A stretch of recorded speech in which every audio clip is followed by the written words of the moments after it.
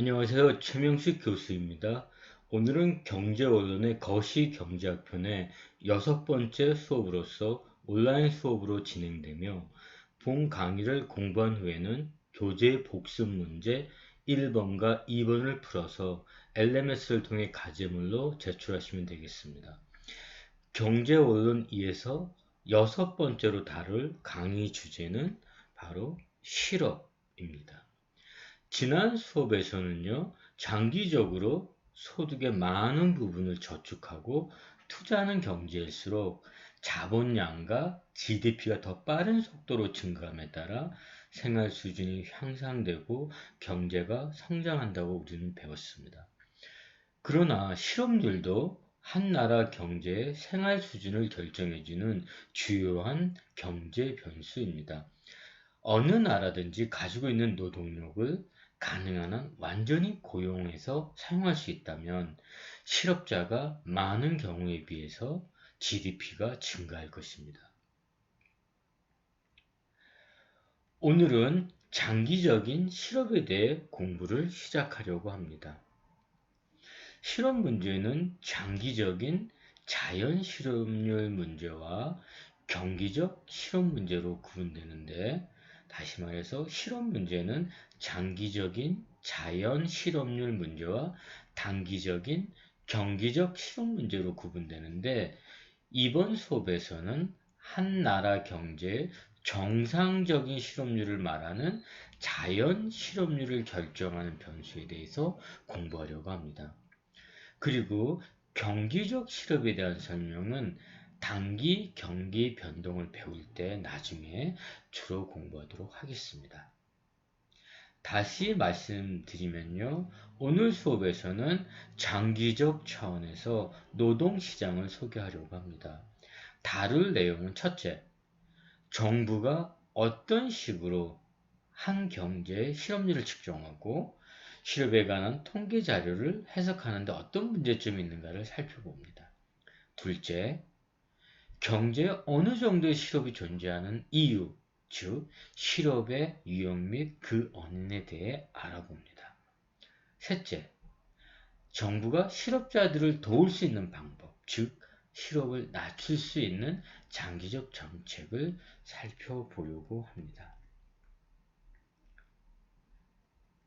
그럼 지금부터 실업률의 정확한 의미를 살펴보면요.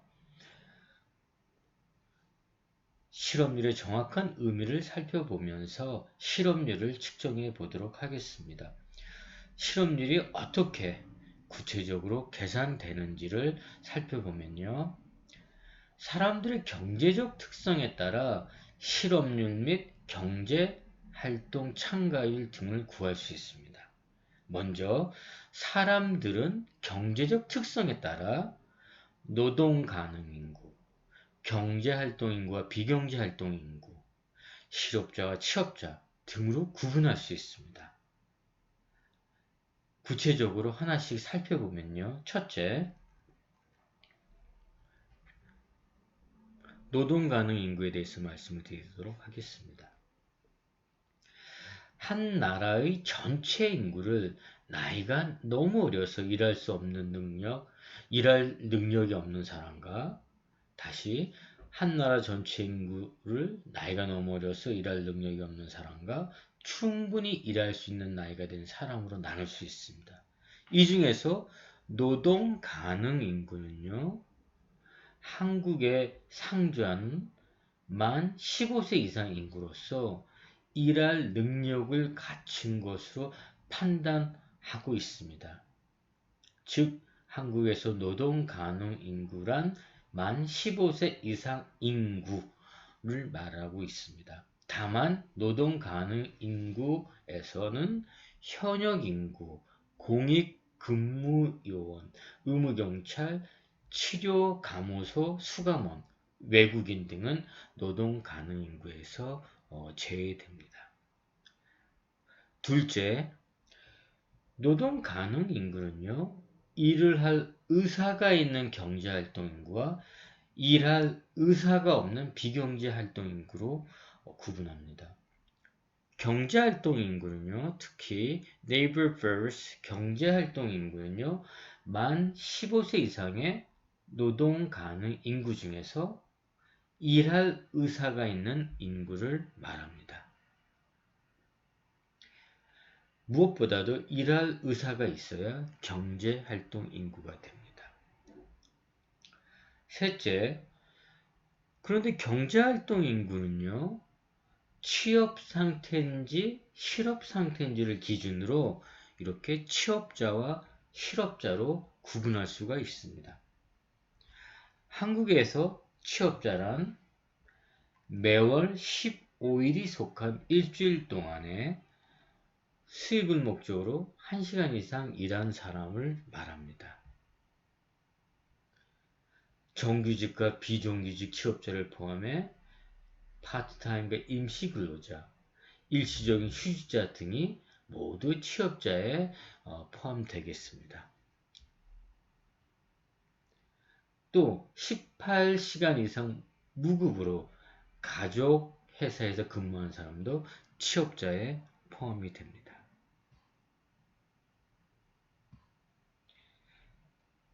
이에 반해서요, 한국에서 실업자는 매월 15일이 속한 일주일 동안에 일할 의사가 있는데도 직장을 얻지 못한 사람이 되겠습니다. 즉, 즉시 취업이 가능한 사람을 우리는 실업자 이렇게 말을 합니다. 다음 네 번째, 일할 의사가 있는 사람은 조금 전에 말씀드린 것처럼 취업자나 실업자로서 경제활동 인구이지만 일할 의사가 없는 사람은 비경제활동 인구로 분류를 합니다. 한국에서 비경제활동 인구는요, 매월 15일이 속한 일주일 동안에 취업자도 실업자도 아닌 만 15세 이상의 사람을 의미합니다. 가정주부, 학생, 일할 수 없는 대개 65세 이상 연로자, 심신장애자, 자발적인 자선사업 관여자, 구직 단념자 등은 비경제활동 인구에 속한다고 볼 수 있습니다.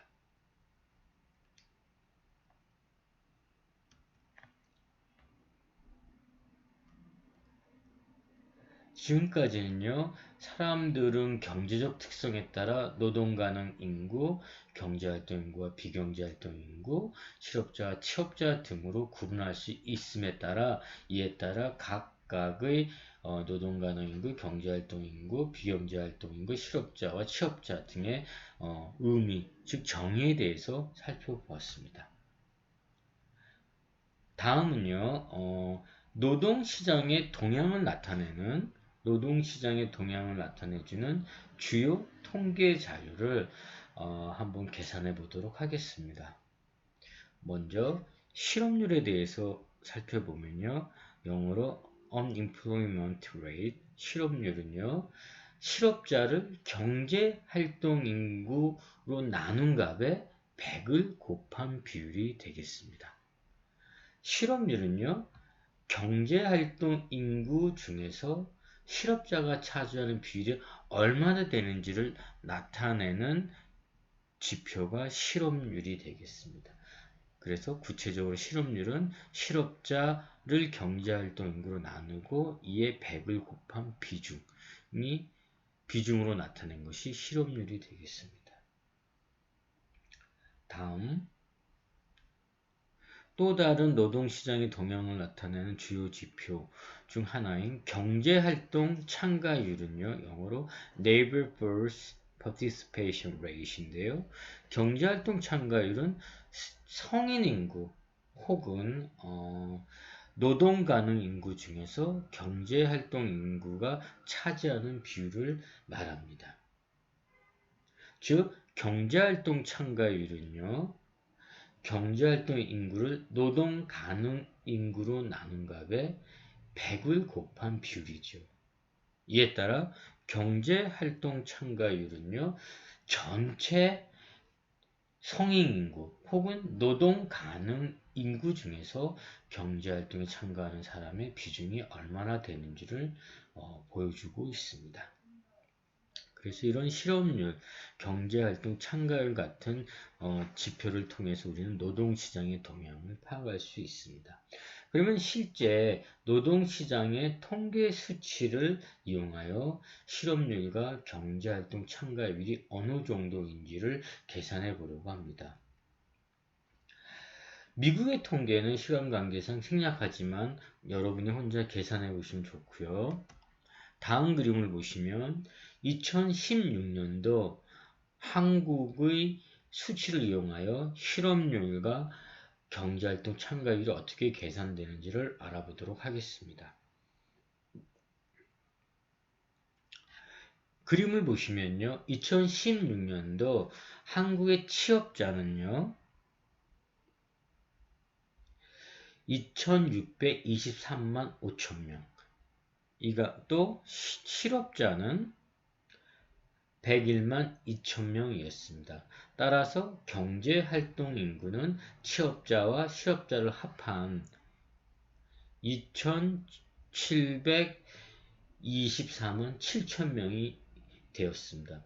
이 경우 실업률을 계산하면요. 실업률은 실업자 101만 2천명을 경제활동 인구 2724만 7천명으로 나눈 값에 100을 곱해준 3.71%가 됩니다. 이 경우 2016년도 한국의 실업률은 약 3.71%였습니다. 그리고 경제활동 참가율은요. 경제활동 인구 2724만 7천명을 노동 가능 인구인 4341만 6천명으로 나눈 값에 100을 곱해준 62.7%가 됩니다. 다시 경제활동 참가율은 경제활동 인구를 15세 이상의 노동 가능 인구로 나눈 값에 100을 곱해준 62.7%로 계산되었습니다.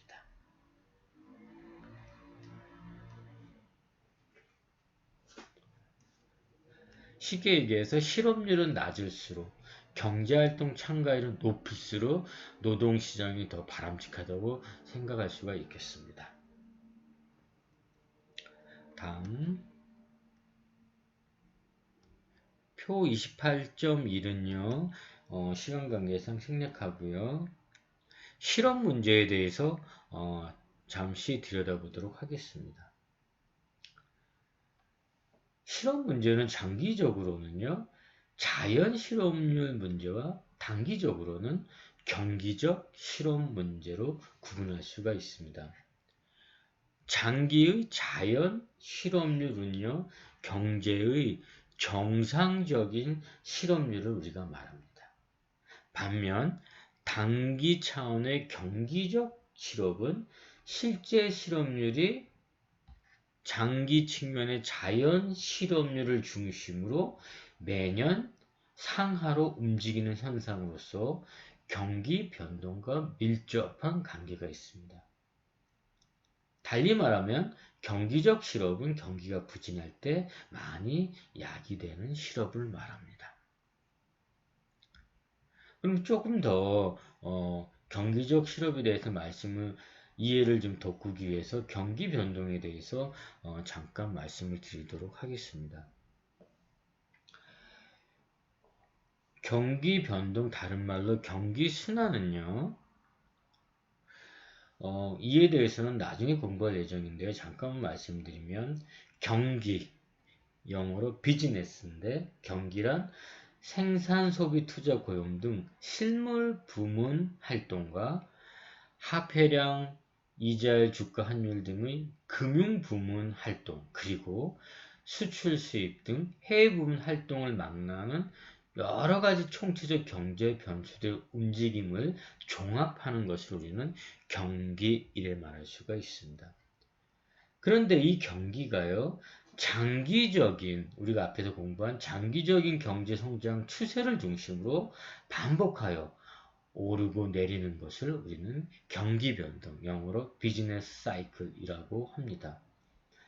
전반적인 경제 활동이 활발해지면 경기가 상승을, 경제 활동이 부진하면 경기가 하락한다고 말합니다. 그런데 경기가 하락하기 시작하면 생산이 줄고 실업이 늘어나다가 불황 상태에서는 생산이 크게 줄어 실업이 크게 증가하게 됩니다. 이런 경기에 대한 자세한 내용은 나중에 공부할 예정입니다. 참고하시고요.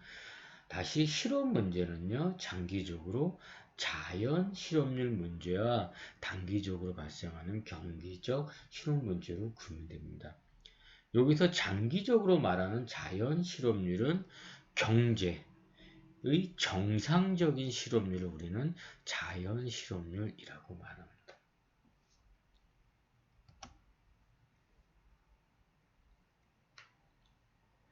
그림에서 보시면요, 미국의 1960년 이래 실업률의 추이를 잠깐 들여다보면요, 그림 28.2에서 보면요, 수직축의 실업률을 수평축의 시간을 표기한 2차원 그래프 상에서 이 그래프는요, 경제활동 가운데 직장이 없는 사람의 비중을 나타내는 실업률의 연간 자료를 보여주고 있습니다. 그런데 실제 실업률은요, 약 5% 정도 되는 자연 실업률, 장기적 측면의 경제의 정상 실업률을 나타내는 자연 실업률을 중심으로 오르락내리락 변동해 오고 있음을 알 수가 있습니다. 따라서 예를 들면 2000년도 호경기일 때는요, 실제 실업률이 자연 실업률보다 낮고요. 2010년도 불경기, 2010년 주변의 불경기일 때는 실제 실업률이요, 자연 실업률보다 높아짐을 보여주고 있습니다.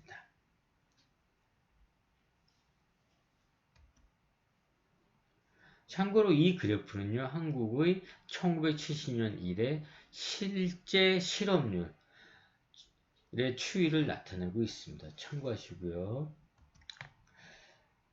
그러면 잠깐 쉬어간다는 마음으로 문제를 몇 개 정도 풀어보도록 하겠습니다. 첫 번째 사례 문제는요, 2009년도 한국의 노동시장 동향을 살펴보는 질문입니다. 한번 보시면요, 2019년도 한국의 전체 인구는요, 4,874만 7천명이었고요. 이 가운데 15세 이상의 노동 가능 인구가 4,009만 2천명 A로 표시했고요. 이 가운데 경제활동 인구가 이 정도 B로 표시됐고, 비경제활동 인구는 이렇게 표시했고요. 실업자는 이 가운데 88만 9천명 D로 표시했고요. 취업자는 이렇게 C로 표시했습니다. 그러면 이러한 실제 통계 자료를 가지고 아까 말씀드린 것처럼 경제활동 참가율을 한번 구해보시오. 이렇게 말하면요, 정의에 따라서 경제활동 인구를 15세 이상 노동 가능 인구로 나누고요. 그리고 100을 곱해준 60.8%로 계산할 수가 있습니다. 비슷한 방법으로 실업률은요, 실업자 수 D 나누기 경제활동 인구 그리고 곱하기 100해서 3.6%로 구할 수가 있습니다. 경제활동 참가율과 실업률을 구하는 것은 조금 전에 말씀드렸기 때문에 제가 빠르게 그냥 계산했고요. 하나만 더 추가로 말씀드리면요, 고용률인데요. 최근에는 실업률의 문제점을 해소할 수 있는 지표로서 이 고용률이 보조지표로 많이 이용되기도 합니다. 고용률은요, 노동 가능 인구 중에서 취업자가 차지하는 비율을 나타내고 있습니다. 따라서 취업자 C 나누기 노동 가능 인구 A 곱하기 100 해서 고용률은 우리나라의 경우 2009년도에 58.6%로 이렇게 측정이 됐습니다. 이렇게 고용률은요, 인구 가운데서 취업자가 차지하는 비율을 나타냄에 따라 고용률은 실업률과 달리 실업자와 비경제활동 인구 간의 잦은 이동 등으로 인한 경제활동 인구수 변동의 영향을 받지 않습니다. 이 말에 대해서는요, 조금 후에 좀 더 자세히 말씀을 드리도록 하겠습니다.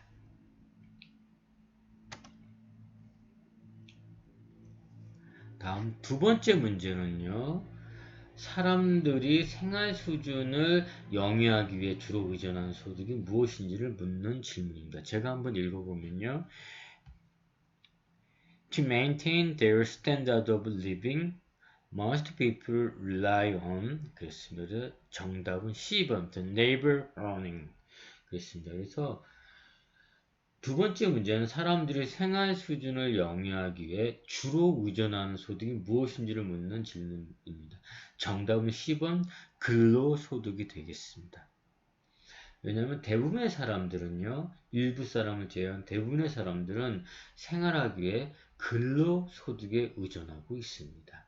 따라서 우리 생활에서는 취업과 임금소득이 얼마나 중요한지를 알 수가 있습니다. 다음 세 번째 문제는요, 실업의 속성에 관한 질문인데요. 제가 한번 읽어보면 The amount of unemployment varies. 정답은 D번으로서 substantial over time and across countries. D번입니다. 즉 실업 수준은요, 실업 수준은 시간대별 그리고 국가별로 실제 많이 달라집니다. 즉 실업은 경제 상황에 따라 시간은 장소에 따른 경제 상황에 따라 많이 달라진다는 거죠. 다음 네 번째 문제는 자연 실업률에 관한 문제입니다. 제가 한번 읽어보면요. The economist's natural rate of unemployment refers to the amount of unemployment that the economy normally experiences 이랬습니다. 그래서 자연 실업률이란 한 나라 경제의 정상 실업률을 말합니다. 라고 이렇게 말하는지를 묻고 있습니다. 따라서 이는 올바른 설명입니다. 즉 자연 실업률은 한 나라 경제의 정상적 실업률을 말합니다. 라는 설명은 올바른 설명입니다. 따라서 정답은 사실이라고 말할 수가 있겠습니다.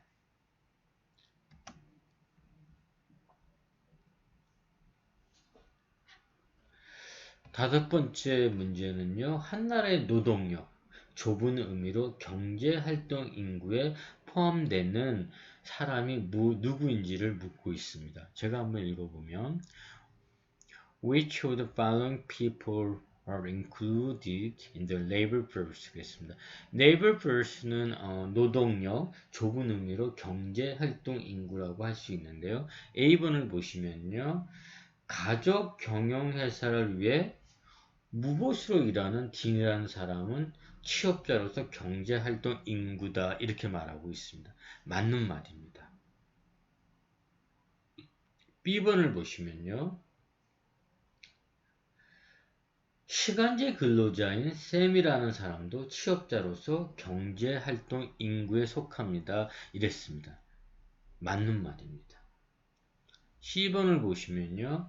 캐스라는 사람은 실업 상태이지만 지난 4주 동안 구직 활동을 해오고 있으므로 경제활동 인구입니다. 이랬습니다. 맞는 말입니다. 따라서 정답은 D번으로서 모두 알맞은 설명이 되겠습니다. 즉 경제활동 인구, 노동력에 속하는 사람들이 되겠습니다.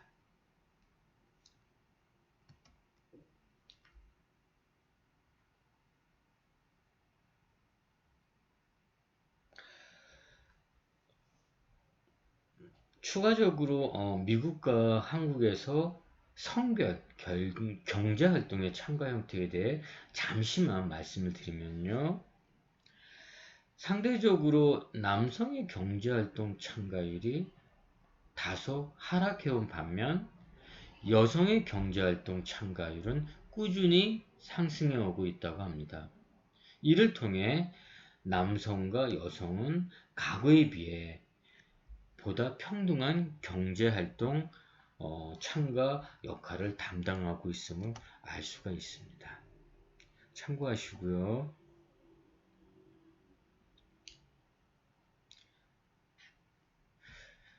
지금부터는 실업률 통계에 대해서 잠깐 말씀을 드리도록 하겠습니다. 먼저 고용 실업 통계의 의미와 작성의 방법에 대해서 잠깐 말씀을 드리면요.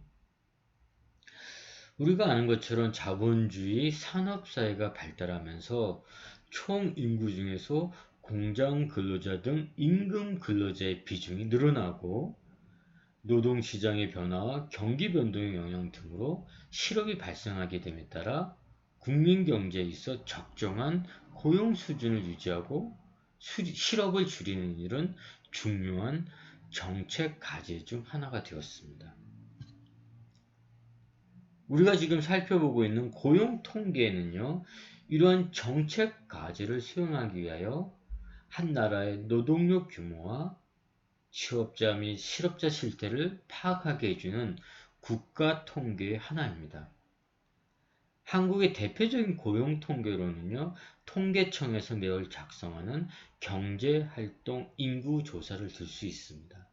이 통계는 우리나라 전 지역의 약 32,000개, 2010년 기준인데요. 우리나라 전 지역의 약 32,000개 표본 가구를 대상으로 15세 이상 노동 가능 인구, 경제활동 인구, 이 가운데 취업자 및 실업자 현황 등을 조사하여 경제활동 참가율, 실업률, 고용률 등을 측정해 발표하고 있습니다.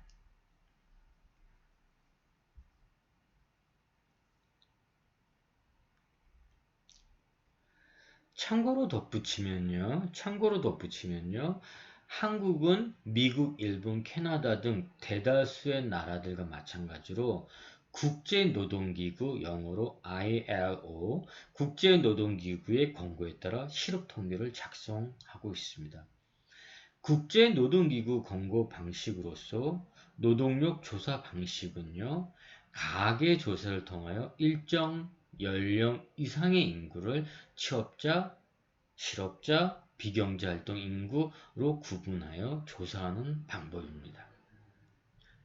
이에 반해서 직업안정기간 통계 방식은 직업안정기관에서 실업자로 등록된 자료에 의하여 실업자를 파악하는 방법으로서 독일, 스위스, 스웨덴, 오스트리아 등 사회보장제도나 직업안정기관이 발달한 국가에서 채택하고 있습니다. 참고하시고요. 특히 한 나라의 경제의 실업률을 계산하는 것은 간단할 듯 싶지만 사실 그렇지 않다고 합니다. 예를 들면 취업자와 실업자는 쉽게 구분할 수가 있지만 실업자와 경제활동에 참가하지 않는 비경제활동 사람을 구별하는 일은 무척 까다롭다고 합니다. 왜냐면 사람들이 직장에서 일하다가 그만두고 학교에 진학하거나 가사일을 한다든지 경제활동에 참가했다 안 했다는 현상은 매우 흔하게 발생하기 때문에 그렇습니다.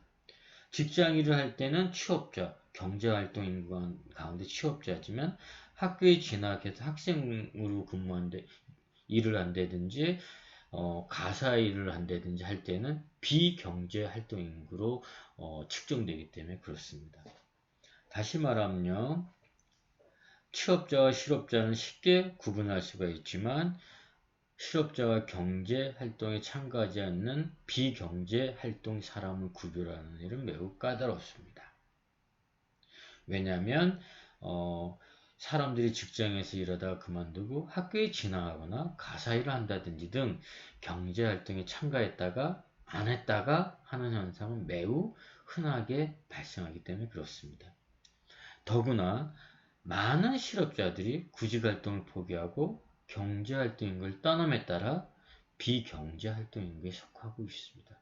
이처럼 사람들이 경제활동인구에 참가했다가 빠져나가는 현상이 매우 잦아 실업 통계를 해석하는 데는 어려움이 있다. 이렇게 말할 수가 있습니다.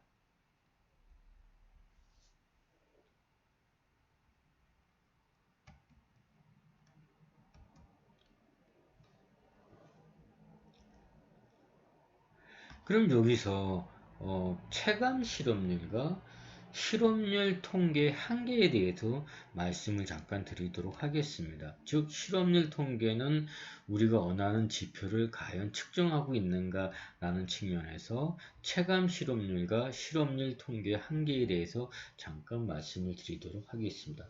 한번 들어보시면서 잘 생각해 보세요. 공식 발표되는 실업률이 우리가 피부로 느끼는 체감 실업률보다 더 낮다고. 달리 말하면 체감 실업률이 공식 발표되는 실업률보다 더 높다고 느끼는 이유가 무엇일까요? 이는 실업률 통계 산출 기준을 보면 알 수가 있는데요. 첫 번째, 취업 준비자 및 구직 담년자. 구직 담년자는 다른 말로 실망 실업자인데요. 취업 준비자 및 구직 담년자를 비경제 활동 인구로 분류하기 때문에 그렇습니다. 그래서 오히려 취업 준비자 및 구직 담년자가 늘어날수록 통계상 실업자가 줄어들면서 실업률은 낮아지게 됩니다. 즉 열심히 구직활동을 하던 사람이 구직이 잘 안되자 구직활동을 포기하거나 취업학원을 통해 취업 준비를 하게 되는 경우 조사 대상 기간 동안 구직활동을 하지 않았기 때문에 실업자임에도 실업자에서 비경제활동 인구로 이동하게 됩니다. 두 번째, 임시직 또는 시간제로 일하면서 상용직 고용. 상용직이란 얘기는 고용계약 기간이 1년 이상인 경우를 우리는 상용직 고용 이래 부를 수 있는데, 다시 두 번째는 임시직 또는 시간제로 일하면서 상용직 고용으로의 전환을 원하는 사람들은 취업자로 분류하기 때문에 그렇습니다. 이처럼 불안정한, 즉 임시직이나 시간제는요, 불안정한 준실업 상태에 있는 사람들인데요. 이런 사람들 때문에 공식적인 실업률이 상대적으로 더 낮게 느껴질 수 있다는 말입니다. 정리하면요, 체감 실업률이, 우리가 피부로 느끼는 체감 실업률이 공식 발표되는 실업률보다 더 높다 느끼는 이유는 왜 그러냐면, 첫째, 공식 실업률에서는 실제 취업자에 해당되는 취업 준비자나 실망 실업자를 비경제 활동 인구로 처리해서 계산하고 있기 때문에 그렇고요. 두 번째는 실질적인 준 실업 상태인 임시직 또는 시간제 근무자를 취업자로 계산하기 때문에 그렇다는 얘기입니다. 그래서 우리가 느끼는 체감 실업률이 실제 공식 발표 실업률보다 훨씬 높다고 우리가 생각하게 되는 겁니다. 또 아까 잠깐 이제 말씀드린 것처럼 또 최근에는 이와 같은 실업률의 문제점을 해소할 수 있는 지표로서 고용률이 보조 지표로 이용되고 있습니다. 고용률은 아까 말씀드린 것처럼 노동 가능 인구 중에서 취업자가 차지하는 비율을 나타냅니다. 그래서 고용률은요, 취업자를 노동 가능 인구로 나눈 값에 100을 곱해진 비중이죠. 따라서 고용률은 실업률과 달리 실업자와 비경제활동 인구 간의 잦은 이동 등으로 인한 경제활동 인구수 변동의 영향을 받지는 않습니다. 따라서 고용률을 실업률의 문제점을 해소할 수 있는 보조지표로 사용한다는 말입니다. 하지만 고용률도 단시간 근로자 및 일시 휴직자 등 불안전한 취업자가 증가하는 경우 이를 취업자로 잡기 때문에 고용률 통계도 결국 노동시장 상황을 나타내는 데는 한계가 있다 이래 말할 수가 있습니다. 결국 공식적인 실업률이나 고용률은 유용하지만 완벽하지 않은 지표로 볼 수 있습니다.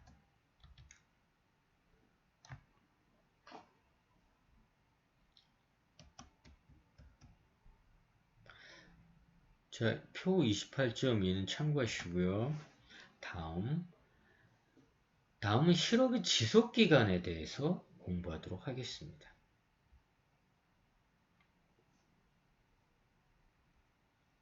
즉, 한나라 경제에서 실업이 얼마나 심각한 문제인지를 판단하는데 중요한 질문은요. 실업이 단기적 현상인가 혹은 장기적인 현상인가를 묻는 것입니다. 지금 우리는 실업의 지속기간, 즉 실업 상태는 얼마나 지속되는가 한번 보는 건데요. 이를 보기 위해서 한번 생각해 볼 게 뭐냐면 중요한 질문이 실업이 단기적 현상인가 장기적인 현상인가를 묻는 겁니다. 실업의 한 직장을 떠나 다른 직장을 찾기까지 몇 주 정도만 걸리는 단기적인 현상이라면 아마도 큰 문제가 아닐 수도 있지만 실업이 장기간 동안 계속 지속된다면 개인적인 생활 고통이나 경제 전반에 미치는 폐해가 심각한 문제가 될 수 있습니다. 따라서 실업의 지속 기간에 따라 실업이 얼마나 심각한 문제인가에 대한 판단이 달라질 수 있기 때문에 관련 통계 자료를 분석해 보면서 몇 가지 실업의 특성에 대한 얻은 결과를 살펴보도록 하겠습니다. 다시 실업의 지속 기간에 따라 실업이 얼마나 심각한 문제인가를 판단함이 달라질 수 있기 때문에 관련 통계 자료를 분석한 결과에 따라 몇 가지 실업의 특성에 대한 결과를 검토해 보도록 하겠습니다. 첫째,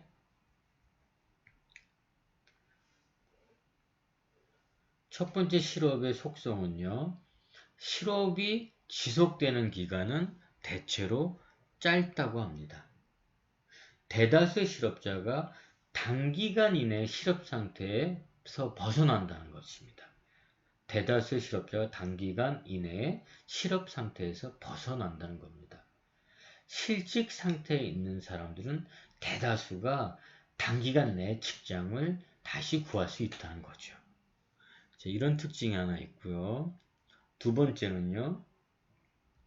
그런데 특정한 시점에 존재하는 실업의 대부분이 일부의 장기 실업자들에 의한 것이라고 합니다. 즉, 실업의 대다수가 소수의 장기 실업 상태에 있는 실질자들 때문에 발생한다는 말이죠.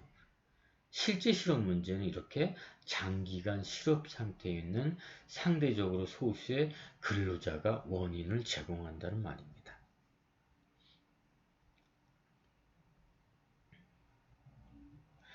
이상과 같은 미묘한 결론은요, 실업 통계를 해석하거나 실업자를 돕기 위한 정책을 수립할 때 신중하게 장기적으로 접근해야 한다는 것을 의미합니다.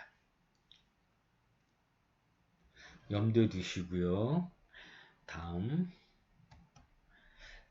지금부터는 실업이 왜 발생하는지에 대해서 공부를 하려고 합니다. 실업은 왜 항상 존재하는가? 실업은 왜 발생하는지에 대해서 지금부터 공부하려고 합니다. 이상적인 노동시장에서는 노동의 수요와 공급량이 일치하도록 임금이 조정될 것이고 이러한 임금 조정을 통해 모든 근로자가 항상 완전히 고용될 수 있습니다. 하지만 이상과 현실은 다릅니다. 아시다시피 실업은 늘 존재하고 있습니다. 자, 이런 측면에서 그러면 실업의 유형에 대해서 잠깐 함께 정리해 보면서 실업이 왜 생기는지를 생각해 보도록 하겠습니다. 장단기 실업의 유형에 대해서 함께 정리해 보면서 실업이 왜 발생하는지를 생각해 봅시다.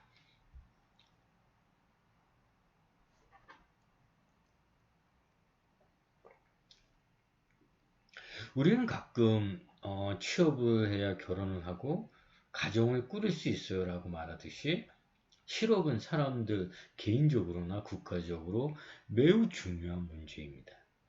실업률이 클수록 피부로 느끼는 삶의 고통이 가중된다는 거죠. 그러면 실업에는 어떤 것들이 있는지 살펴보려고 합니다.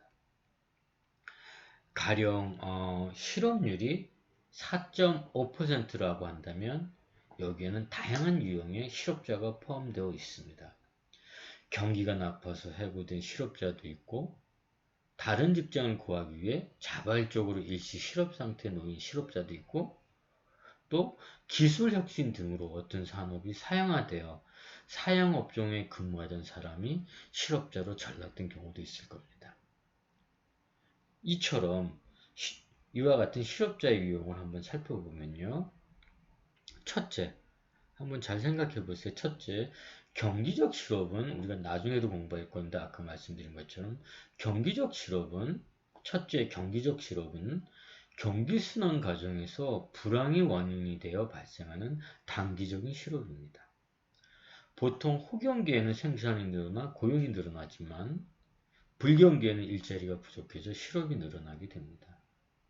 단기적으로 수요, 즉 총수요가 줄어들어 물건이 팔리지 않으면 기업들은 생산을 줄이게 되는데 이러한 과정에서 발생하는 고용 감소가 바로 경기적 실업입니다.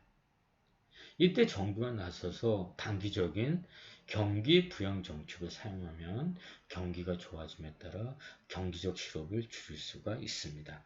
최근에 코로나 감염 사태로 전 세계 경제, 한국 경제를 포함한 전 세계 경제가 굉장히 안 좋아지니까 각국에서 다 경기를 단기적으로 부양을 하고 또 이를 통해서 실업률을 낮추려고 애쓰는 걸 우리가 볼 수가 있습니다.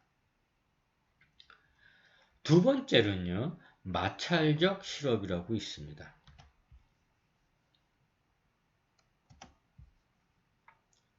마찰적 실업이란 좋은 일자리를 찾거나 직장을 바꾸는 과정에서 일시적으로 실업 상태에 처하는 경우에 발생하는 장기적으로 늘 존재하는 장기 실업을 말합니다.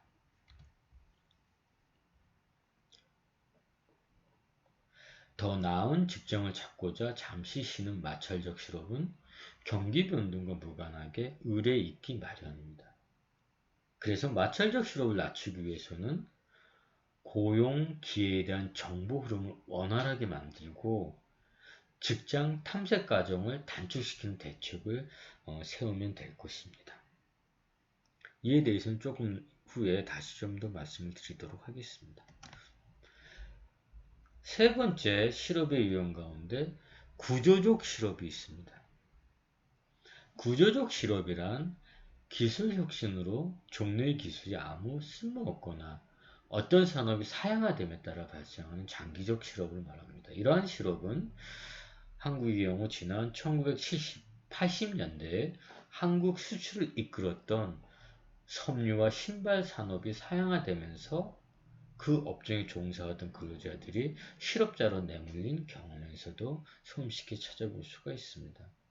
경제 구조가 변하고 있는 사회에서는 구조적 실업이 불가피하게 발생하게 되는 것입니다. 그러면 구조적 실업을 줄이기 위한 대책은 산업구조의 개편이 올바르게 추진되도록 인력 재훈련이나 직업훈련을 지원하는 것 등이 있습니다. 특히 구조적 실업은요, 노동의 공급이 수요를 초과하기 때문에 발생합니다. 즉 구조적 실업은 시장의 임금이 균형 임금보다 더 높기 때문에 발생한다는 거죠. 임금이 그러면 균형 임금보다 더 높아지는 세 가지 이유로는요. 조금 후에 살펴볼 최저임금제, 노동조합, 효율임금이 있습니다. 자, 지금까지는요, 우리는 장단기 실업의 유형에 대해서 말씀을 드렸습니다. 특히 이번 장에서는 장기 실업 측면에서 마찰적 실업과 구조적 실업에 대해서 주로 말씀을 드렸습니다. 좀 더 나가서 고용의 중요성에 대해서 좀 더 말씀을 드리면요. 사람들은 각자의 직장에서 노동력을 제공한 대가로 임금을 받아 자기와 가족들의 생계를 유지하고 여가활동 등을 위해 사용합니다. 그러므로 노동력과 노동의사를 지닌 사람들이 안정된 일자리를 갖게 하는 것은 한 나라의 경제 운영상 중요한 정책 과제 중의 하나입니다. 과거 중세에는요, 대부분의 사람들이 농업에 종사했기 때문에 전체 인구 중 임금을 받는 임금 근로자의 비중이 매우 낮았고, 임금 근로자의 성격도 대가족 제도 내 가족의 일원으로서 품앗이 정도의 고용 수준을 넘지 않았기 때문에 그때는 실업 문제가 그리 심각하지 않았다고 볼 수 있습니다. 그러나 산업혁명 이후 자본주의가 발달하면서 전체 인구에서 산업의 공장 근로자 등 임금 근로자가 차지하는 비중이 점점 커지게 되고 자신과 가족의 생활에 필요한 소득을 임금에 의존하는 사람들이 늘어남에 따라 고용은 중요한 이슈가 되고 있습니다. 따라서 완전 고용의 달성은 고용 가운데 완전 고용의 달성은 경제 성장, 물가 안정 및 국제 수지 균형 등과 함께 국가 경제의 주요 정책 목표가 되고 있습니다.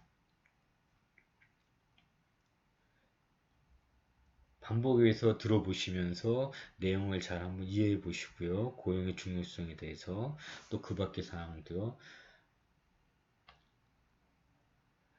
다음은 완전고용 실업에 대해서 좀 더 말씀을 드리도록 하겠습니다.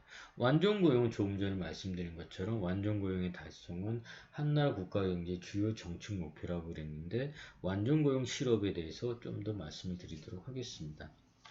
어떤 경제에든지 마찰적 실업과 구조적 실업은 존재하기 마련입니다. 일반적으로 경제 내에서 마찰적 실업과 구조적 실업만 존재하는 경우, 즉 경기적 실업이 0인 경우 이를 완전고용 상태라고 부릅니다. 다시 말해서 완전고용 실업률은 경기적 실업이 존재하지 않는 즉 마찰적 실업과 구조적 실업만으로 측정한 실업률이 완전고용 실업률이라는 거죠. 이때의 실업률을 우리는 완전고용 실업률 혹은 자연 실업률이라고 합니다. 따라서 완전고용 실업률은 다른 말로 자연 실업률인데 의미는요. 한나라 모든 근로자들이 모두 완전히 고용되어 실업자가 하나도 없는 실업률 0%를 의미하지는 않습니다. 아무리 경제 상황이 좋아도 실업률이 0%로 떨어지는 것은 불가능합니다. 왜냐하면 마찰적 실업과 구조적 실업 항상 있기 때문에. 그래서 단지 우리는 실업률을 완전고용 실업률 수준까지 떨어뜨려 유지하고 노력할 수는 있지만 실업률을 0%로 보내려고 하지는 않습니다. 참고로 덧붙이면요. 오늘 수업에서는 한 경제의 장기 자연 실업률을 결정하는 변수에 대해서 공부하고 있는 겁니다. 그리고 단기적 경기적 실업에 대한 설명은 나중에 경기 변동을 배울 때 다시 공부할 예정입니다. 오늘은 잠깐만 경기적 실업에 대해서 소개했다고 할 수 있습니다.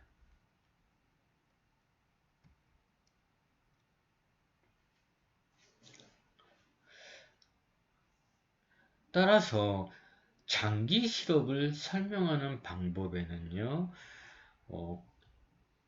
크게 네 가지가 있다고 말할 수가 있습니다. 즉, 장기 실업의 요인에는 네 가지가 있는데요. 즉, 마찰적 실업의 직업 탐색, 그리고 구조적 실업의 최저임금제, 노동조합, 효율 임금이 장기 실업의 요인이라고 할 수 있습니다. 다른 말로 장기 실업은 마찰적 실업의 직업 탐색 및 구조적 실업의 최저임금제, 노동조합, 효율 임금으로 설명할 수가 있습니다. 이에 대해서 각각 하나씩 살펴보도록 하겠습니다.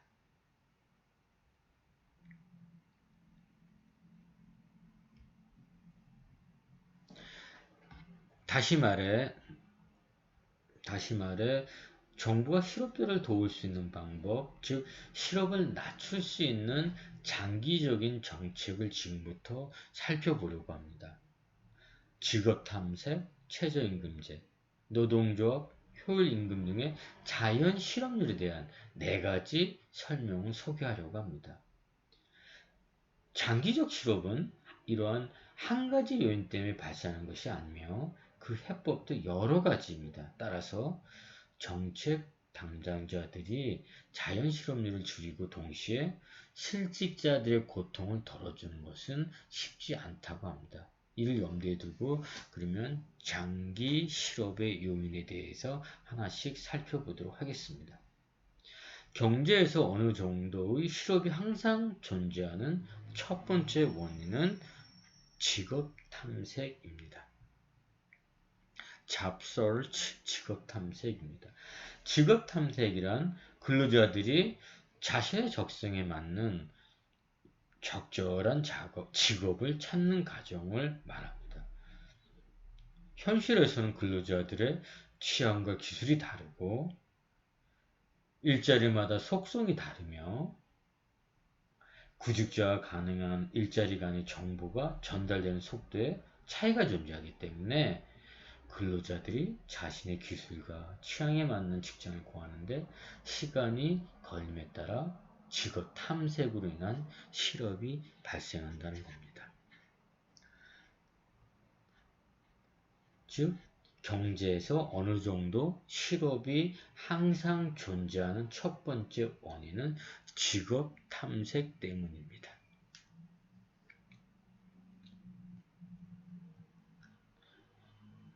근로자들의 취향과 기술이 다르고 일자리마다 속성이 다르며 또 구직자 가능한 일자리 간의 정보 전달 속도가 차이가 있기 때문에 근로자들이 자신의 기술과 취향에 맞는 직장을 구하는데 시간이 걸리기 때문에 직업 탐색으로 인한 실업이 생긴다는 거죠.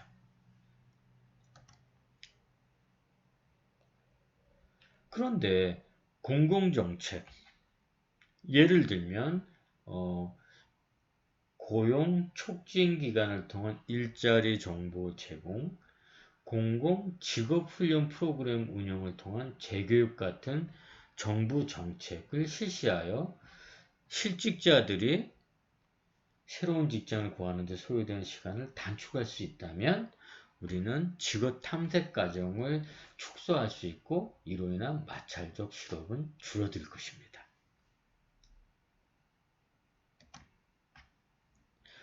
그렇지만 실업보험의 경우는 좀 다른데요.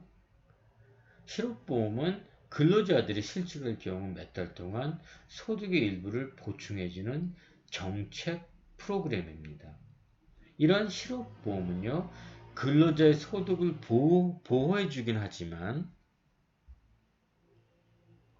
동시에 직업 탐색에 예를 쓰지 않는 경향으로, 즉 실업보험은 근로자의 소득을 보호해주는 좋은 효과가 있지만 동시에 실업보험을 받는 동안에 실직자는 열심히 성심을 다해 구직활동을 하지 않는 경영으로 인해 실업을 증가시키는 결과를 초래한다는 겁니다.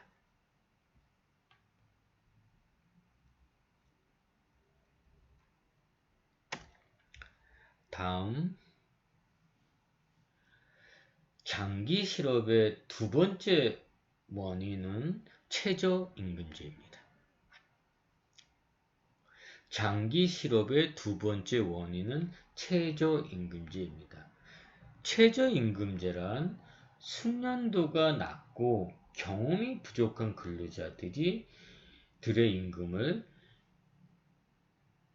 이들의 균형 임금 수준보다 더 높게 올림으로써 비숙련 근로자의 소득을 보호해주긴 하지만 동시에 이러한 비숙련 근로자의 노동 공급량을 증가시키고 수요량은 반대로 감소시킴으로써 이들의 초과 노동 공급량만큼 실업을 더 증가시키는 결과를 초래하게 되는 겁니다.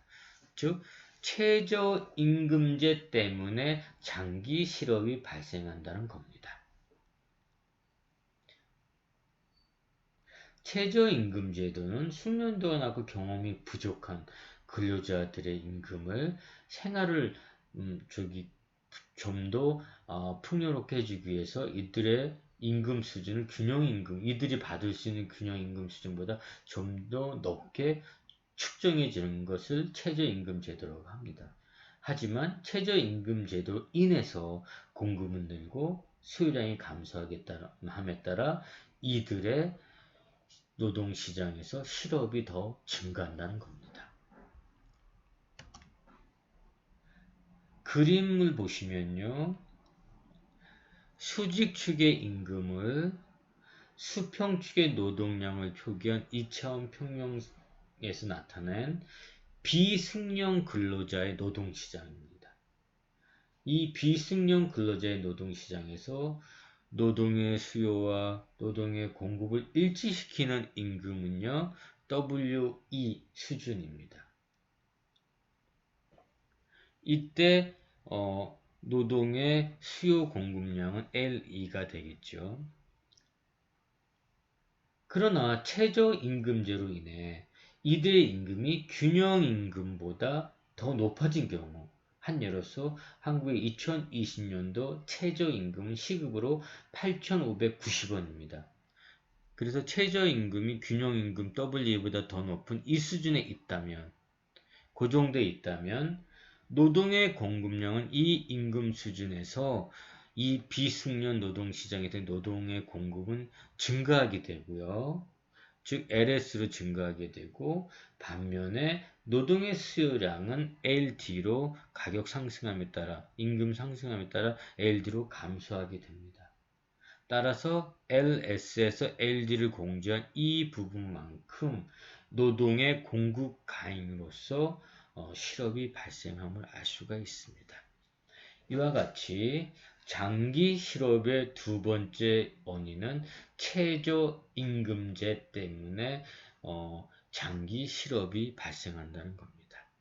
주로 비숙련 노동 시장이 최저임금제에 적용된다고 볼 수가 있습니다. 다음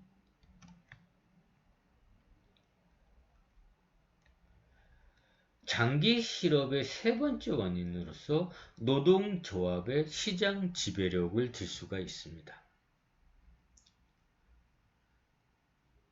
노동조합이란 유니언, 노동조합이란 임금이나 근로조건에 대해 고용주와 교섭하는 근로자들의 카르텔 단체를 말합니다.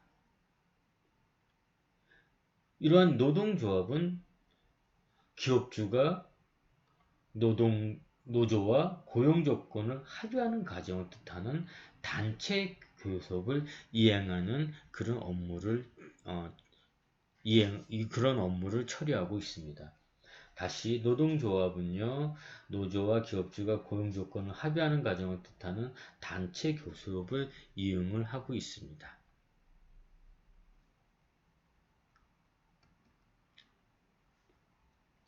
따라서 노조가 한 산업의 임금을 균형 임금 수준 이상으로 책정할 것을 요구하는 경우 취업한 내부자들의 임금을 균형 임금 수준보다 더 높게 올림으로써 내부 근로자의 소득을 보호해 주긴 하지만 동시에 산업의 노동 공급량을 증가시키고 수요량을 감소시킴으로써 초과 노동 공급량만큼 실업을 증가시키는 결과를 초래함을 알 수가 있습니다. 다시 말씀드리면요. 노조가 임금을 균형 임금 수준 이상으로 인상하면 고용 상태를 유지하는 근로자들은 이전보다 이득이겠죠.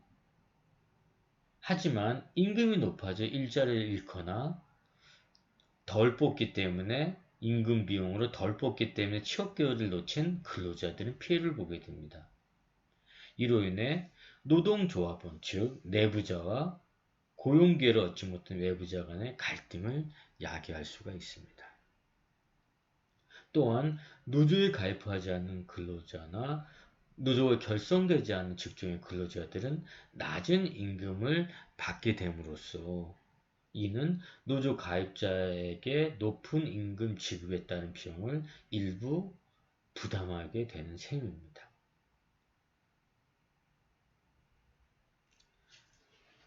그리고 세 번째,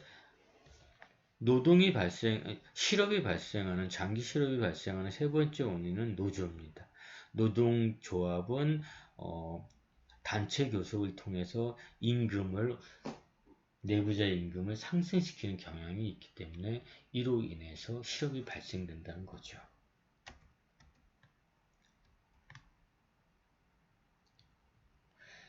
다음, 장기 실업의 네 번째 원인은 효율 임금을 들 수가 있습니다. 장기 실업의 네 번째 원인으로서 효율 임금을 들 수가 있습니다. Efficiency wages, 효율 임금이란 근로자의 생산성을 높이기 위해 기업들이 스스로 균형 임금 수준보다 더 높은 임금을 지급하는 것을 말합니다. 이 이론에 따르면 기업이 스스로 균형 임금보다 더 높은 임금을 근로자에게 지불하면 근무 효율이 높아지기 때문에 노동의 가행 공급이 있더라도 높은 임금을 유지하는 것이 기업에게 더 이익이 된다는 겁니다.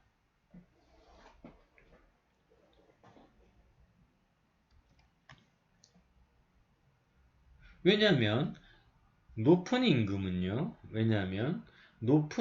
근로자들의 건강을 향상시키고 이직률을 낮추며 근로자의 평균 자질도 높이고 근로 여유를 증가시키기 때문에 그렇습니다. 즉, 높은 임금을 기업이 근로자에게 줌으로써 근로자들의 건강을 향상시키고 이들의 이직률을 낮춰주며 근로자의 평균 자질을 높이고 근로 여유를 증가시켜서 이들의 생산성이 높아져서 기업이 도움이 된다고 보는 거죠. 그래서 효율 임금을 기업은 적용시킵니다. 이러한 효율 임금을 기업이 적용시킴에 따라서 이로 인해서 노동시장에 과잉 공급이 발생하여 실업이 발생한다는 것입니다. 자, 지금까지는 장기 실업의 원인으로서 네 가지 원인에 대해서 살펴보면서 그 대책에 대해서도 잠시 말씀을 드렸습니다.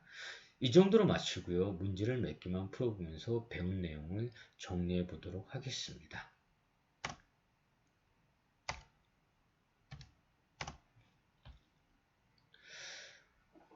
첫 번째 문제는 마찰적 실업이 무엇인지를 묻는 질문입니다. 제가 한번 읽어보면요. Frictional unemployment is often the result of changes in the demand for labor among different firms. 이랬습니다. 첫 번째 문제는 마찰적 실업이 무엇인지를 묻는 질문입니다. 즉, 마찰적 실업이란 직업 탐색 등으로서 결국 기업 간의 노동 수요가 변화된 결과를 종종 나타낸다고 할 수가 있습니다. 따라서 이는 올바른 설명이 되겠습니다. 그래서 정답은 사실이다 이렇게 말할 수 있습니다.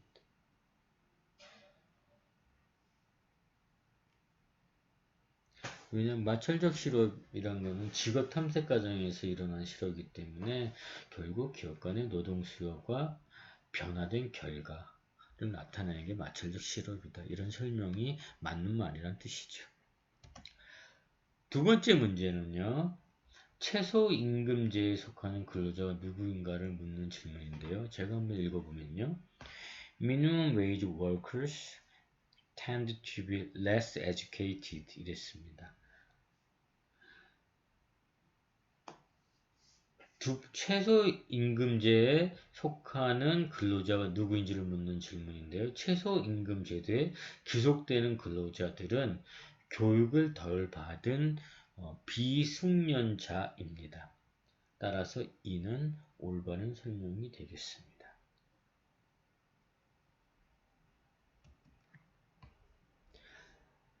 다음 세 번째 문제를 보시면요. 세 번째 문제는 구조적 실업에 관한 질문인데요. 제가 한번 읽어보면요. Suppose that consumers decide to walk to work more frequently and drive cars less. Companies that make walking shoes hire workers, while automobile companies lay off workers. This is an example of 이랬습니다. 즉, 세 번째 문제는 구조적 실업에 대한 질문인데요. 만약 소비자들이 차를 덜 이용하고 더 많이 걸어서 일하러 가는 경우 신발 회사는 아마도 더 많은 근로자를 고용하는 반면 자동차 회사는 직원을 해고해야 될 것입니다. 이 경우 이는 어떤 의미인지를 묻는 질문이 되겠습니다. 정답은 D번인데요. Structural unemployment created by sector shift 그랬습니다. 이는 산업 부문 간 노동 이동에 따른 구조적 실업을 나타내고 있습니다. 구조적으로 신발 산업 신발의 수요가 많아지니까 신발 산업에서의 생산 증가에 따른 고용이 늘어나고 반면에 자동차 수요가 감소함에 따라 자동차 생산에서의 고용이 감소함에 따라서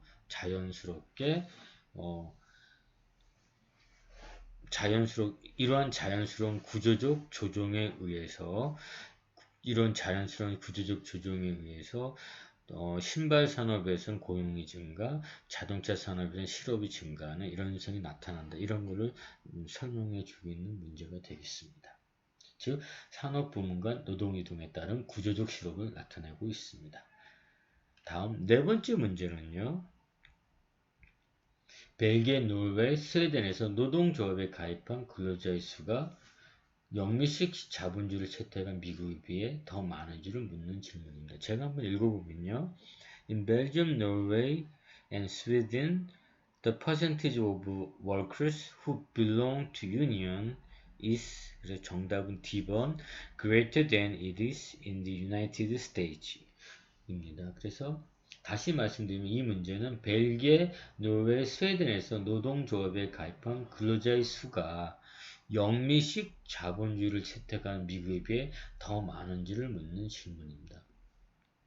정답은 D번으로서 복지국가를 지향하는 북유럽 국가에서 노동조합에 가입한 근로자의 수가 영미식 시장 자본주의를 채택하는 미국이나 영국에 비해 훨씬 많다고 볼 수가 있습니다.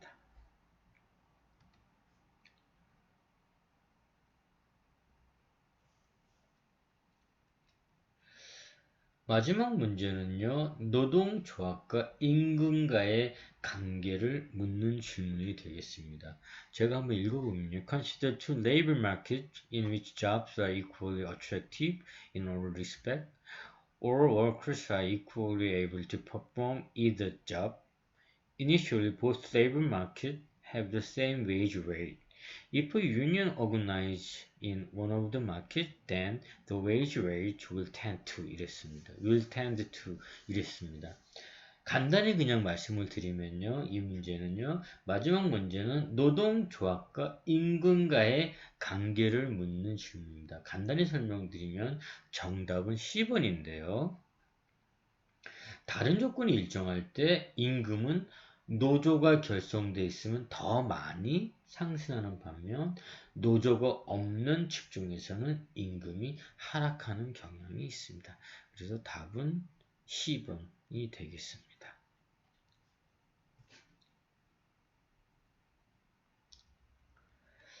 이상으로 오늘 수업을 마치려고 합니다. 질문이나 의문사항이 있으시면 연구실로 전화를 하든지 이메일을 주십시오.